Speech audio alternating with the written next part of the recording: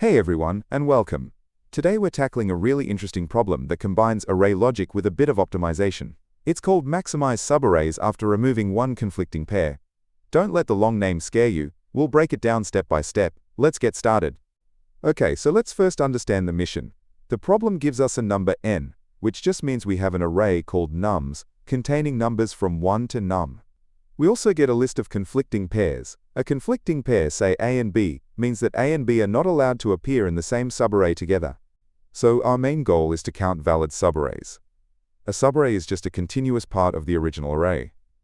The catch is that these subarrays can't have any conflicting numbers in them. The real twist, though, is that we get one get-out-of-jail-free card. We can pick one conflicting pair from the list and just ignore it. Our job is to choose the single best pair to ignore so that we end up with the biggest possible count of valid subarrays. Let's walk through the example to make this crystal clear. We have numbers 1 through 4 and 2 conflicts. 2 can't be with 3 and 1 can't be with 4. We have to remove one of these rules. First, let's try removing the 2-3 conflict. Now the only rule is that 1 and 4 can't be together. This makes almost all subarrays valid, except for the big one that contains both 1 and 4. This gives us 9 valid subarrays. Okay, what about the other choice? Let's remove the 1-4 conflict. Now the only rule is that 2 and 3 can't be together. This is more restrictive, because 2 and 3 are right next to each other. Subarrays like 2-3 itself or 1-2-3 are now invalid. This leads to fewer valid subarrays, only 7.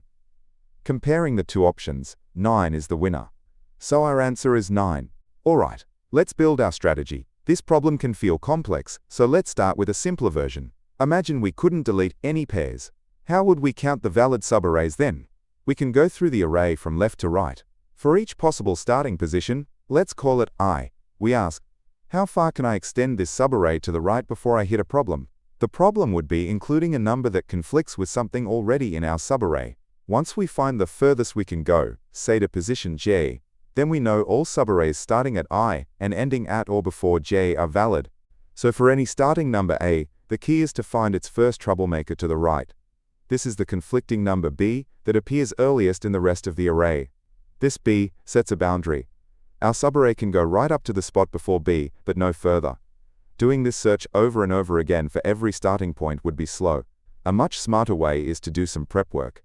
We can pre-calculate these limits for every number in the array beforehand. This is where the main trick of the solution lies. We're going to create two helper arrays. Let's call them bmin1 and bmin2.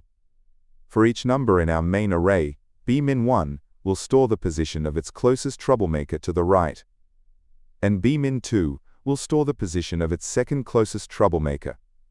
You might be wondering, why 2?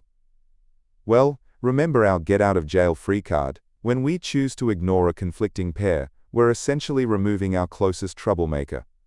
When that happens, the second closest one suddenly becomes our new limit. By pre-calculating both, we'll be ready for this. So here's the full game plan. First, we do our prep work. We figure out the two closest conflicting partners for every number and store their locations in our bmin1 and bmin2 arrays. Second, we calculate a baseline score. This is the total number of valid subarrays if we don't remove any rules at all. For this, we only need to look at our bmin1 limits. Third, we figure out the potential bonus for each choice. For every starting position we ask, if I use my get-out-of-jail-free card on the conflict that's currently limiting me, how many more subarrays do I get?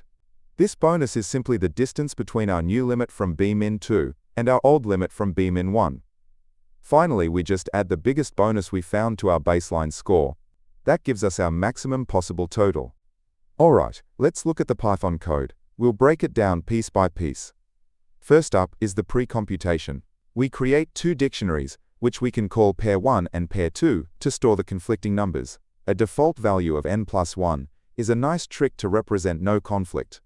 Then, we loop through the conflicting pairs. For each pair A and B, we make sure A is the smaller one, and then we update our dictionaries. We're essentially finding the two smallest numbers that conflict with A.